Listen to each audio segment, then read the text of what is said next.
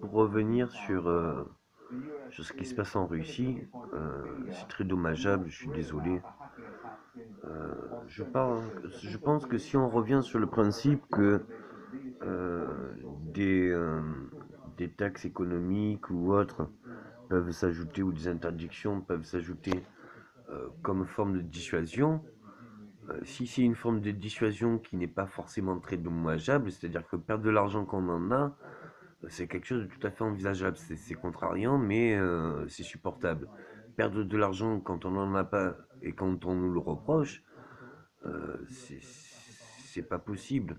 Maintenant, même pour ceux qui l'engagent, mettre un pays dans un continent à, à sa perte n'est d'aucun intérêt. Il faut qu'on se concentre un peu plus sur l'idée du départ, c'était juste une dissuasion. Je pense cela parce que je me dis que si M. Poutine donnait son accord pour passer à l'étape suivante, c'est-à-dire la sécurité de l'Ukraine et les échanges qui puissent repartir à son flambant neuf entre la Russie et l'Europe et l'Amérique, mais de tout en plus constructif, c'est-à-dire que pour qu'on le fasse tous ensemble, il n'y a pas une raison à s'affaisser, mais il n'y a pas une raison à se monter au-dessus. J'espère bien que, en étant tous d'accord, on pourra aller vraiment dans un élan de bon sens commun. Et je pense bien qu'on ne pourra pas se mettre au commun de tous si les pays émergents ne prennent pas sur eux en se disant que oui, il y a des raisons d'être en accord et il y a des raisons de s'opposer. Et puis il y a des manières de faire. Les raisons économiques étaient des moyens de dissuasion. Ça commence à traîner. Je pense que ça serait bien que M. Poutine donne un peu plus de sa main de fer en disant euh, nous avons entendu le message, nous avons vu l'imagination que ça pouvait être à long terme, car un an déjà c'est long, mais sur deux trois ans pour s'en remettre, c'est trop long, c'est des heures et des heures de souffrance inutiles.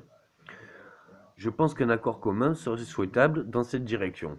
Si nous, en tant qu'Européens, nous avons la sécurité de l'Ukraine et les engagements sur un traité qui puisse stipuler que pendant X années, il n'y a aucune tentative et que l'Ukraine peut refaire partir ses échanges avec l'Europe et la Russie et que la Russie peut retrouver les accords avec l'Europe et que tout le monde y serait gagnant. Tout le monde y serait gagnant. C'est vraiment très intéressant de se dire que il n'y a aucun intérêt à ce que la Russie continue à payer des sanctions.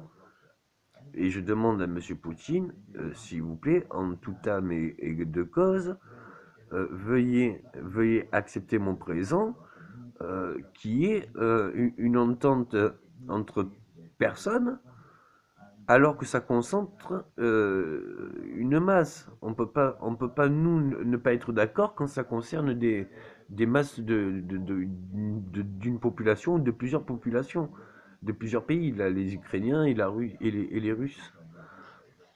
Euh, J'aimerais vraiment trouver des meilleures solutions, mais j'aimerais bien faire entendre aussi à la Russie que si on ne voulait pas que la Russie s'en sorte, les avancées technologiques, on ne les mettrait pas en libre service sur Internet.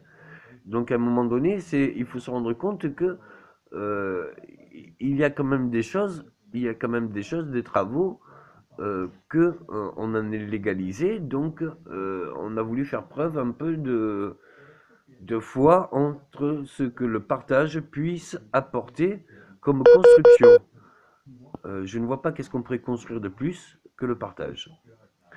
C'est déjà beaucoup qui n'a s'est jamais vécu. Donc je vous dis à bientôt pour les accords futurs et constructifs. Merci.